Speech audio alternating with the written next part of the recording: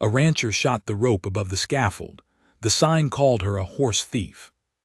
The sign was painted on a shingle, nailed to a post right under her feet, and somebody had taken their time with it. Block letters, real careful, horse thief. I read it from 40 yards out. Read it twice. My rifle was already across my saddle because I'd heard the crowd noise from the ridge and come down slow, not knowing what I was riding into. A hanging. A woman. Mourning, cold and gray, the kind of gray that settles on everything and doesn't lift until noon. She was standing on a freight wagon. The rope was hemp, not clean, old work rope, the kind you'd use to drag a steer out of a ditch. Her hands were tied in front of her, not behind, which told me whoever rigged this wasn't a lawman. A lawman ties the hands behind. This was a crowd's work. This was what happens when a town has a grievance and no judge inside a week's ride. I didn't know her. I want to be clear about that. I did not know this woman. I knew the men on the ground. Dutch Aller, who ran the feed store and had a habit of deciding things. Cal Priest, who rode for the Magini's outfit and did what he was told. 3 others I recognized by face but not named, drifters or hired hands, hard to say. 7, 8 men total, maybe 10. The crowd kept shifting. My name is Cal Beaumont. I've run cattle in the Cobber Valley since before half those men were born. My father broke the first ground on that ranch with a hand plow and a borrowed mule, and I've kept it going 31 years. The valley knows me. Knows my fence lines, knows my brand, knows I don't make a lot of noise. I've never held a town office or stood up in a meeting to speak my piece. I stay on my land and do my work. What I'm telling you is that what I did that morning was not like me. Not the man I'd been anyway. I put the rifle to my shoulder, and I shot the rope. First shot clean. Rope parted about 8 inches above the knot at her neck. She dropped 6 inches and landed hard on the wagon bed, and somebody in the crowd screamed, a woman's voice, high and short. The woman on the wagon did not scream. She hit the boards and stayed down for a moment, and I was already riding. Dutch Aller turned with his hand going to the pistol on his hip, and then he stopped. He saw me coming and he stopped. I've got some size on me, and I had the rifle still in hand, and I was moving at a canter. He stopped. I pulled up 20 feet from the wagon, close enough to speak without raising my voice. Cut her hands. Nobody moved. I jacked another round. Cal Priest took a knife from his boot and cut her hands.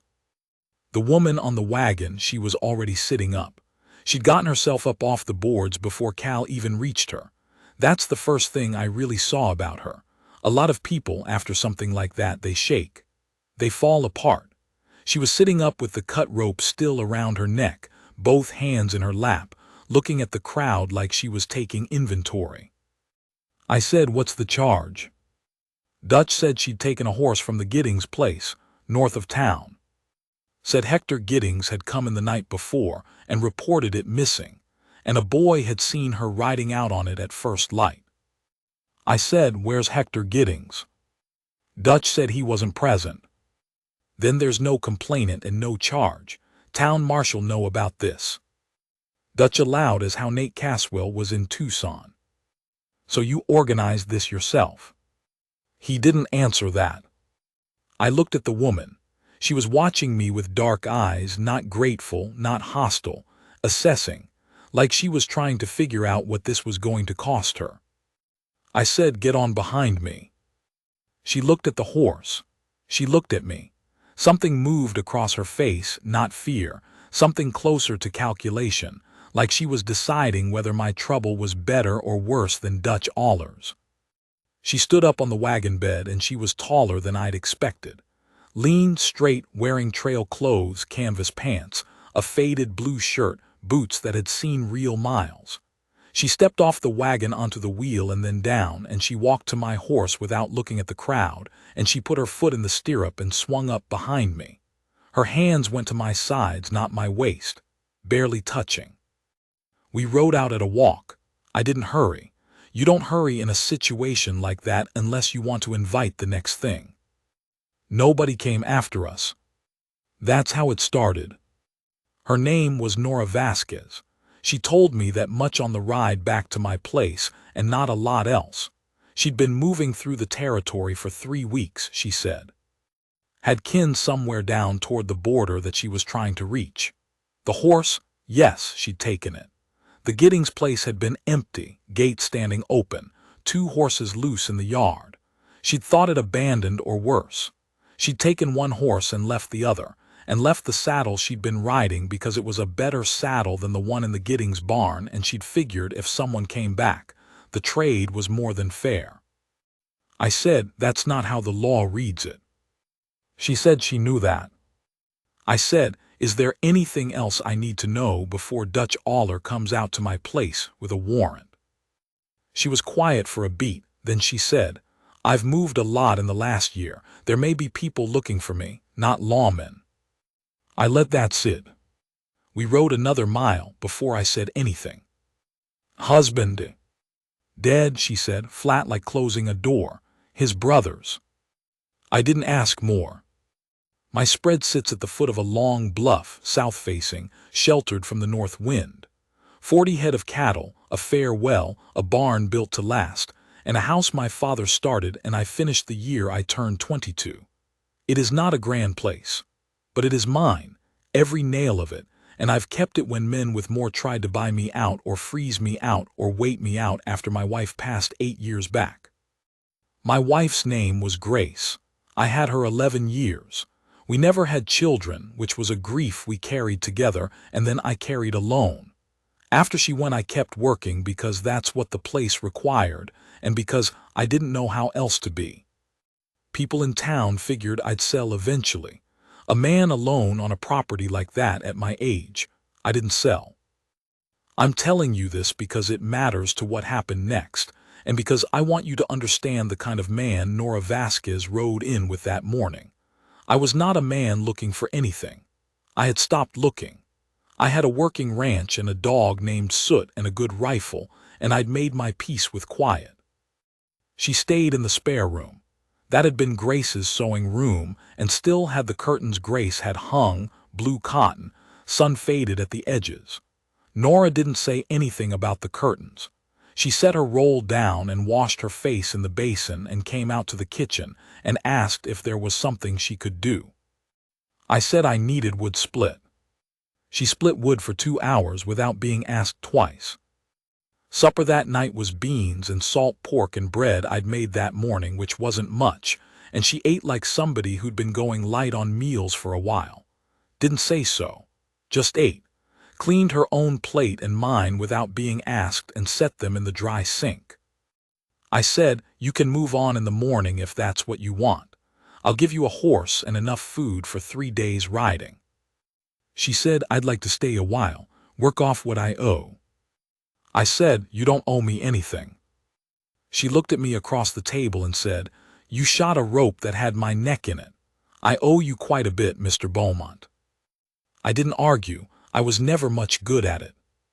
She stayed. Second morning she was up before me. That surprised me. I am an early man, first light, always, coffee on before I go out to check the stock. She was already at the stove. She'd found the coffee and the skillet. There were eggs from somewhere. She'd gone to the barn and found the 2 hens I kept in the corner stall and taken what they'd laid. I stood in the kitchen doorway, and she handed me a cup without looking up. Something moved in me that I didn't have a name for right away, something I'd almost forgotten about, the feeling of being in your own kitchen with another person in it. I took the cup and went out to check on the stock and didn't say anything about it. She was good with horses. Better than good, she had a quality with them that you either have or you don't, a patience and a directness, and the animals felt it. My gelding, Crick, he was close to 16 years old and not always polite about strangers in the barn. He let her handle him the second day. Stood still while she ran her hands along his near foreleg where he'd been carrying a small bruise. She found it without me telling her. I said, how'd you know? She said, way he shifted weight when you came in this morning, trying to favor it. I hadn't seen that, and I'd had that horse 9 years. There was a fence line on the east pasture that needed 3 new posts sunk and wire restrung. Work I'd been putting off because it's hard work to do alone. You need a man on the post driver and a man holding the posts straight. She held posts, stood in the cold and held them while I drove, not complaining, not asking how much longer. When I looked up from the wire, she was watching the hills to the east, not with any particular expression, just watching, like a person who'd learned to stay alert without making it obvious. The 4th day Dutch Aller came. He came alone, which told me something. He rode up to the gate and I went out to meet him on the porch, and we looked at each other for a moment. He said Hector Giddings had come back to his place and found the horse and the saddle, and said he figured it was a fair trade, better than fair. Said he wasn't pressing any charge. I said good. Dutch said she's still here. I said that's my business. He sat his horse a minute. Dutch Aller and I had never been friends. He was a man who needed things to be decided, settled, filed, and agreed upon. I was a man who didn't agree to things I didn't believe in. We'd had that friction for years. He said, "You know anything about her, where she came from?" I said, "I know enough." He said, "People are talking." I said, "People always are." He sat there another moment. Then he said, "Cal, you're not a young man." I said, "Neither are you, Dutch. Good morning." He left. I went back inside. Nora was in the barn, I thought. I stood in the kitchen for a minute. Then I went back out to the east fence. What Dutch said hadn't bothered me. That surprised me some. A year ago, 2 years ago, someone coming out to my place to remind me of my age and my aloneness, that would have sat on me. I would have felt it as an insult and also as the truth, and those are the worst combinations. But that morning I just stood by the fence and looked at the posts we'd sunk and thought, good solid work. Those posts will hold. Nora's brothers-in-law came on the 8th day. There were 2 of them. They rode in from the south, mid-afternoon, when I was up on the barn roof replacing shingles. I saw them from up there before they saw me. 2 men, riding careful, too deliberate in the way they were looking around. The way men ride when they're looking for something specific. I came down off the roof quiet and got my rifle from the barn, and I was standing on the porch when they pulled up. The older one said they were looking for a woman named Nora Vasquez. Said she'd stolen money and a horse from their family ranch in Sonora. Said there was a bounty.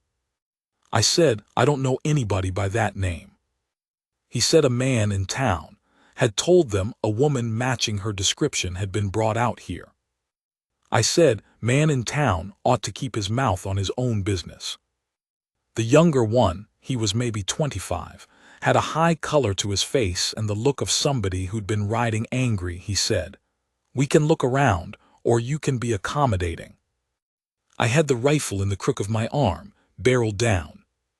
I said, "Or you can ride back the way you came." The older one looked at the younger one. Some kind of signal passed between them. Then the older one said, "She took what wasn't hers. Our brother is dead and she took from our family." I said, "If you've got a legal claim, you take it to the county marshal in Tucson. You ride to my gate without a warrant, you're trespassing. I'll give you 10 minutes to be clear of my property." They rode, not fast, but they rode. I stood on the porch until I couldn't see the dust anymore.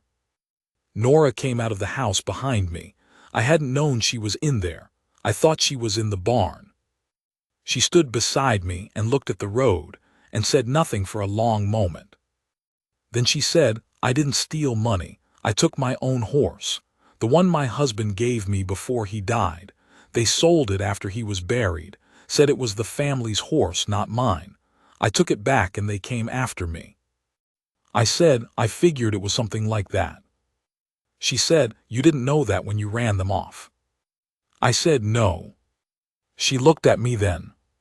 I could feel it. I didn't turn right away. When I did turn, she was looking at me with an expression I hadn't seen from her before. Not the assessing look, not the closed door look. Something more open than those and something quieter. She said, "Why did you shoot that rope?" It was a fair question. I'd been asking it myself 8 days on. I said, "I don't know exactly." She said, "Yes, you do." I thought about it. The gray morning, the sign, the freight wagon, block letters, the careful hand that had painted them. I said, "Whoever painted that sign took too much pleasure in it." She watched me. I said, "And you didn't break when the rope came off. A lot of people would have broken." I went back to the barn to finish what I'd been doing before they came. She went back in the house. But something had shifted. I don't know how else to put it. Some door had come open that I'd thought was nailed shut. It was October by now, the nights coming cold in earnest. I'd been sleeping with an extra quilt and the stove banked high. The valley was going to amber and brown, the grass cured off, the cottonwoods along the creek going yellow. It's a pretty time of year if you can look at it right. Hard to look at it right when you're by yourself, but pretty. We started eating supper together without either of us deciding to. It just happened. She cooked 2 nights in 3, I cooked the other, and we ate and sometimes talked and sometimes didn't, and the quiet was easy. That's a thing that takes years usually, easy quiet with another person. We got there in about 2 weeks, which was either a good sign or it meant we were both so accustomed to our own company that we didn't have any social noise left to fill space with. She told me about her husband in pieces over several evenings. His name was Marco Vasquez. He'd been a vaquero, then a small rancher, built his place up over 12 years. He died of a fever quick in the spring. His brothers had come down from Sonora 3 weeks after the funeral and started dividing things up as if Nora wasn't there, or as if she had no right to be. They'd taken the cattle, taken the equipment, tried to take the house. She'd gotten out with her clothes and Marco's horse, which they'd then taken from her in the street in front of witnesses, and called the sheriff to say she tried to steal it. She said the sheriff was their cousin. I said, of course he was. She almost smiled at that. She had a way of almost smiling, something that moved at the corner of her mouth but didn't quite arrive. I'd been watching for it without admitting I was watching. I told her about Grace. I hadn't talked about Grace in years, not to anyone, not in any real way. People in the valley knew. They'd known at the time, said the right things, moved on. I'd moved on too, outwardly. But I told Nora about Grace. About how she'd known this country better than me in some ways, knew the names of things I didn't know the names of, the plants and the birds, and how she used to walk the fence lines with me in the evenings just to be walking. How the place had felt different after. Not worse. Just different, like a house where one room is always colder than the others. Nora listened. She was a good listener. She looked at you when you talked, and she didn't nod the way people nod when they're waiting for you to finish. When I was done, she said, "She sounds like she was your match." I said she was. Nora said, "Good, a man should have that." Silence, the fire in the stove, stood asleep by the door. I said, "What about you? Was Marco your match?" She was quiet for a long moment. "He was a kind man," she said. "Patient, he worked hard, we were good together." She looked at her hands. "I thought I'd have more time." I said, "Yeah." That was the night I knew something, though I didn't say it. I knew I wasn't looking forward to her leaving.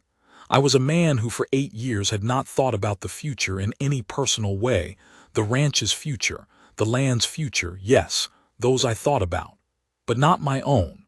Nora Vasquez had put that thought back in my head and I wasn't angry about it. The trouble came again, as I'd known it would.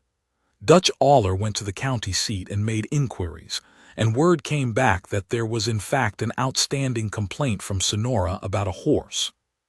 Vague, and the jurisdictional question was murky since she was now in Arizona territory, but enough to make things uncomfortable.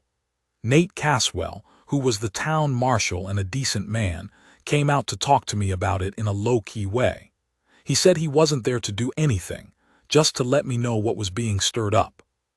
I said, what would it take to settle it? He said a bill of sale.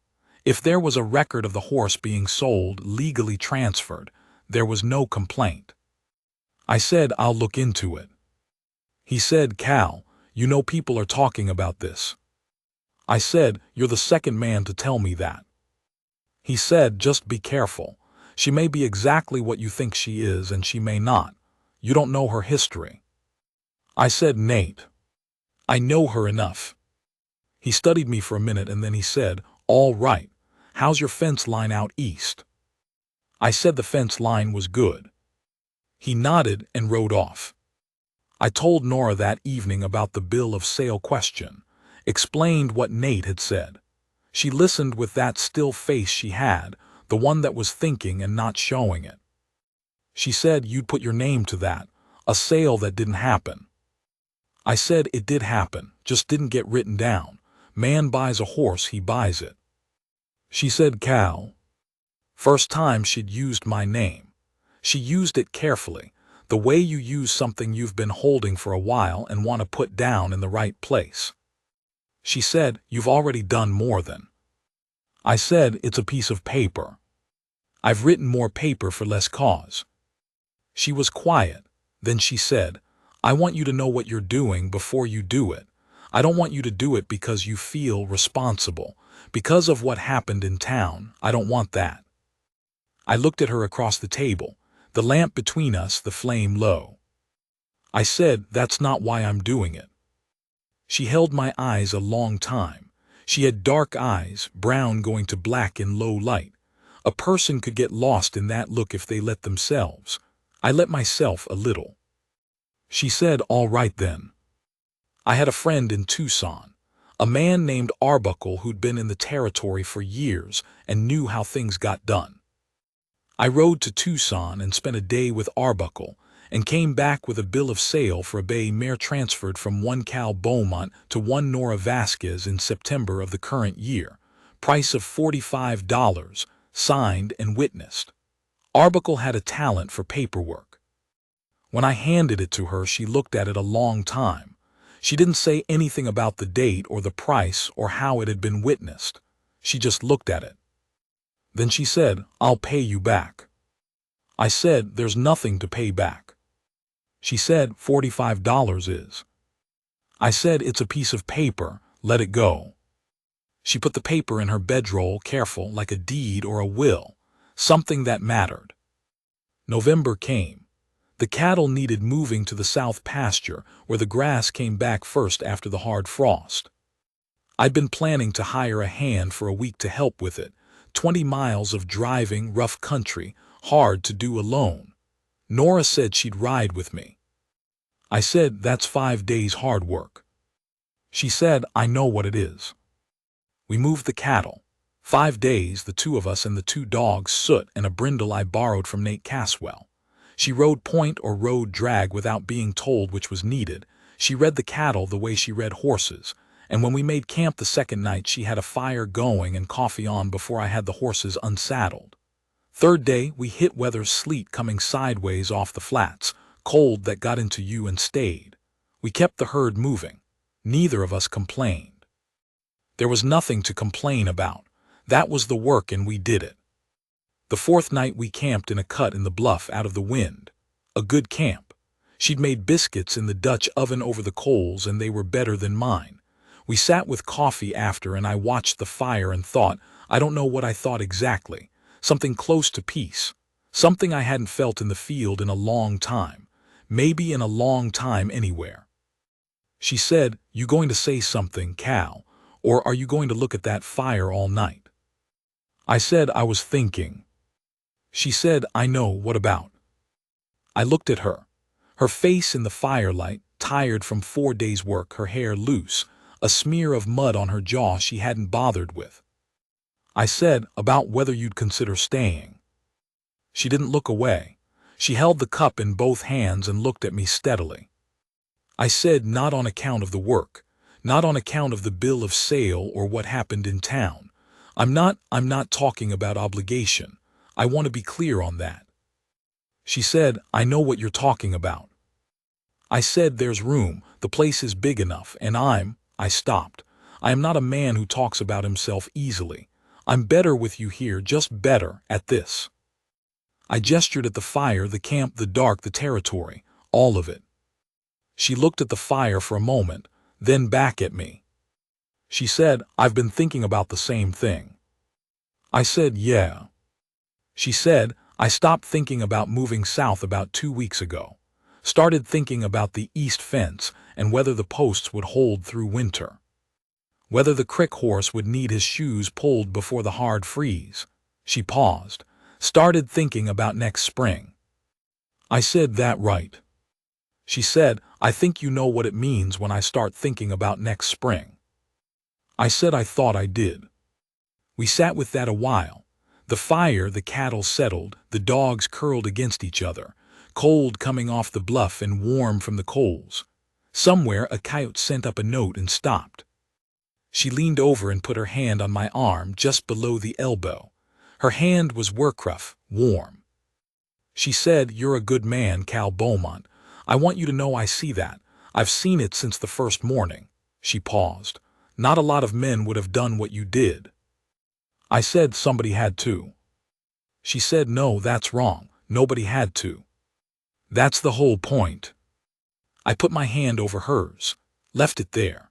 The fire going low, the night all around us, and nobody in the world who knew exactly where we were. We brought the herd into the south pasture on the 5th day. I paid Nate Caswell back his dog, and we rode home in the early dark with the cold behind us, and the lamp lit in the window that she'd lit that morning before we left, on a long wick, so it would still be burning when we got back. She'd thought to do that. I hadn't. She'd thought to light a lamp so we'd ride home to a light. I thought about that the whole last mile. Winter settled in hard that year. Ice in the water trough by 1st of December, the ground going iron by the middle of the month. I fixed the barn roof in November, and I was glad I had. We worked the place together the way two people work when they know what the other one is going to do before they do it. Not because they're always in the same place, but because they think the same way about what a place needs. Dutch Aller came out one more time in December, with a man I didn't know from the county seat, asking questions, poking around the edges of the horse situation and some other paperwork that apparently Nora's brothers-in-law had filed.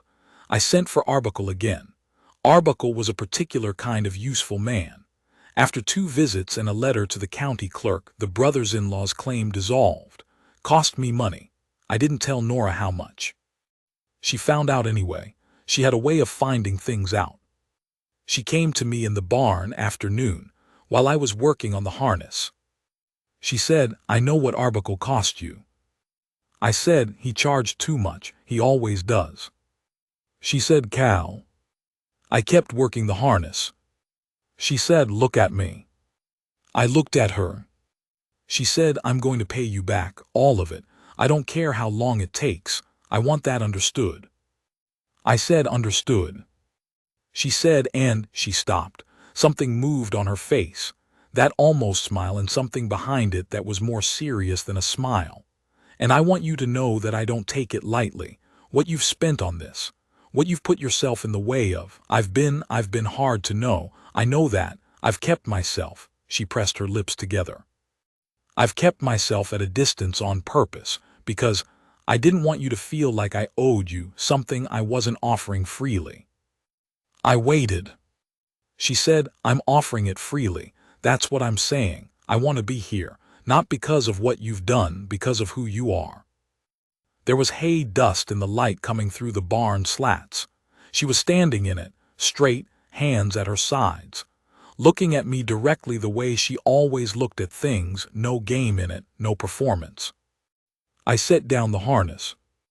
I crossed the barn and she didn't move, and I took her face in both my hands the way you hold something you've been carrying for a long time and finally get to set down properly, and I looked at her, and she put her hands on my wrists and held them there. Outside the wind was going in the dry grass. The horses stamped in their stalls. Soot was somewhere behind me, probably sleeping. She said quietly, "There you are." Like she'd been waiting to say it. Like she'd been waiting for me to cross that barn for a while. I said, "Here I am." Spring came the way spring does out here, slowly, then all at once. The ice broke up in the creek in March, and by April the grass was coming in and we were moving cattle back north and the bluff was showing green above the fence line. The east posts held through everything. I hadn't doubted them. Nora's kin from down south came up in May, a cousin, an older woman, wiry and sharp-eyed and about as easy to fool as a hawk. She stayed 4 days and looked the place over and looked me over, and on the last morning she said something to Nora in Spanish, quiet, and Nora said something back, and the cousin laughed and embraced her and rode out. I asked what the cousin had said. Nora said, "She said you looked like a man who knew what he had." I thought about that. I said, "What did you say back?" Nora was at the stove. She didn't turn around. The morning light was full in the kitchen, and her hair was down, and she had coffee ready, and the place smelled like bread already baking because she'd been up before me again. She said, "I said he does." I sat down at the table with my cup and looked out the window at the south pasture, the cattle grazing, the bluff in the morning sun. That's where we are. That's where it sits. There are still people in town who talk. Dutch Aller has opinions. The brothers-in-law haven't come back and I don't think they will, but you never know. The work is hard and the winters are hard, and some years the cattle market treats you well and some years it doesn't. But there's a light on when I ride home. There's a woman who knows the name of every horse on this property and the name of every fence post problem on the east line, and who lights a lamp on a long wick so it burns all day. There's a woman who looked at me across a fire and said she'd been thinking about next spring. I think about next spring too. I didn't for a long time, I do now. The Cowboy Valley is a hard place to live, always has been. But the bluff catches the morning sun just right, and the grass comes back and the posts held. Good enough.